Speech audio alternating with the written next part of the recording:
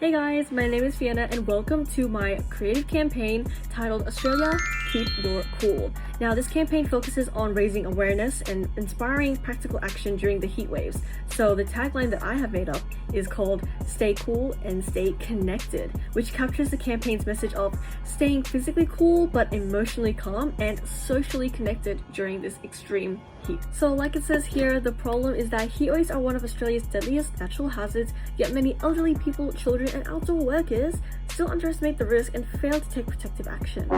So heat waves affect more Australians every single year than any other natural disaster, yet awareness is still so low. And what I found in my personal research is that 75% of the people who are over 65 are unaware of the risk, and while 71% of residents received a heat wave warning, less than actually half of them took action, which is quite disappointing.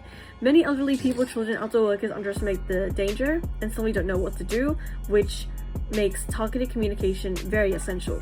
Essentially, the goal of this campaign is to help Australians become more aware, and the people that I'm targeting the most would be the elderly, the children, and the outdoor workers, to be more aware of heat waves, how to prepare for them, and what to do during a heat wave, or how to prevent being really affected by it, negatively of course. Now what I've noticed is these three categories are the most affected by heat waves. We've got outdoor workers, children, and elderly people. Let's protect them at all costs. Now the first audience we have is outdoor workers. So this campaign uses humor and relatability through a Gen Z style TikTok and Instagram challenge.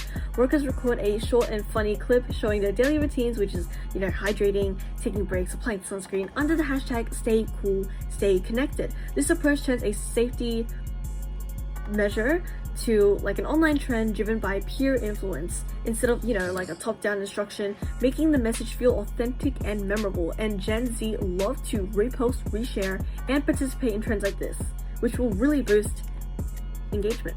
The second audience I have is children, who learn best through play. So I designed an interactive Help Jeremy Stay Sun Safe at the Beach, and essentially it's an activity book where you have to try to find specific items that honestly help you stay safe during heat waves or extreme heat weathers.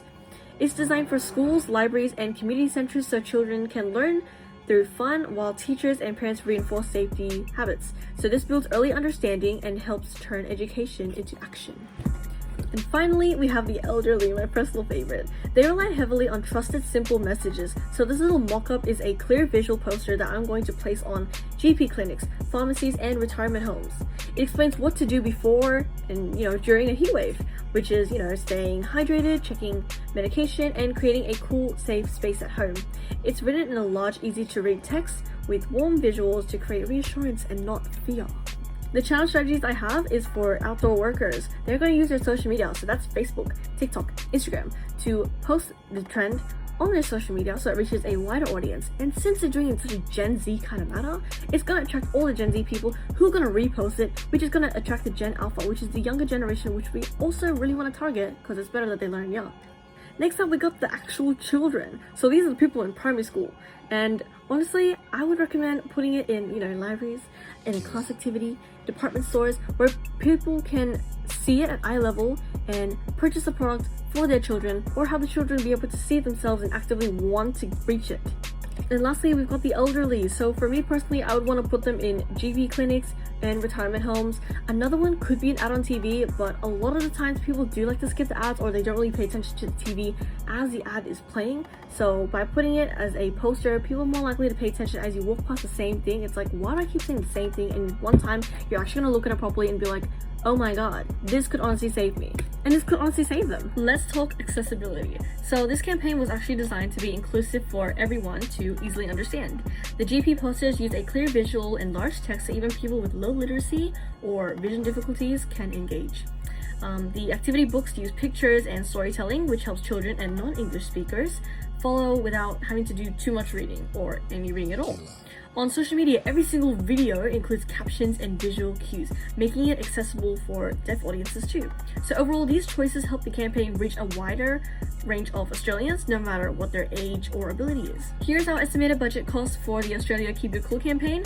Firstly, I'll start off with the social media one. So since most of our reach is going to be organic over TikTok, it should be free, but we can also allocate $10,000 to $15,000 for running TikTok ads so that it reaches more people at a quicker pace to just speed up the whole process of the engagement. Next, we have the flyers for GP clinics and retirement homes, which should cost around $200 to $300 in total, while printing and distributing children's books across 500 schools around Australia could cost roughly $50,000 because it's all around Australia and it's 500 schools. Lastly, maybe around $25,000 for workplace posters and local radio sports. And altogether, the total estimated budget comes to around $77,000 to $82,000, making it affordable yet an impactful national campaign. Here's the timeline for the Australia Keep It Cool campaign. So in November, we will start with the awareness phase, which is launching flyers in GP clinics and school kids to spread the message early. From December through to February, the engagement phase kicks in with the TikTok trend, using both organic reach and short ad boosts to keep audiences involved in the hottest months. And finally, in March, we'll move into the reinforcement. So the GP clinics will share reminders and collect feedback to measure the campaign's impact, and success will be tracked through social media engagement, school participation activities, and feedback from the clinics. You're probably wondering, how is this effective? It turns awareness into real action through fun, relatable messaging, and it tailors content for the children, elderly, outdoor workers by combining creativity with research insights to change their behavior. A little goes a long way when it comes to messaging, which is why integrated marketing communications is so important. So in summary, Australia Keep Your Cool is supposed to bring creativity, storytelling, and research to protect Australians from heat wave risks. From social media trends to games, posters, every element connects under one message, which is to stay cool and stay connected. By educating and empowering vulnerable groups, this campaign helps Australians stay safe, look out for each other, and truly keep their cool. Thank you very much, and I hope that you enjoyed my presentation.